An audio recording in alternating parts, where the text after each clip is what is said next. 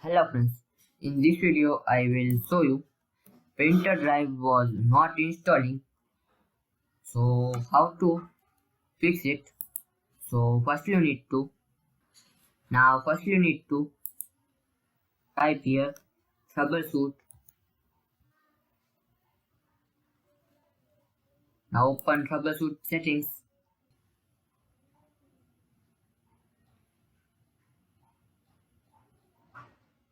Now click on additional troubleshoot. Now click on printer. Now click on run the troubleshoot. Now wait some few minutes, this processor will be completed. If this processor will be completed, so close it. Now type CMD. Now right click on it, click on run as administrators.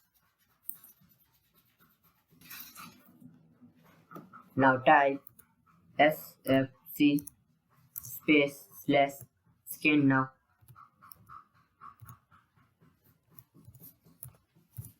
Now press enter. Now wait some few minutes, this processor will be completed. If this processor will be completed, so type second command. I will give in description box, so just copy and paste it.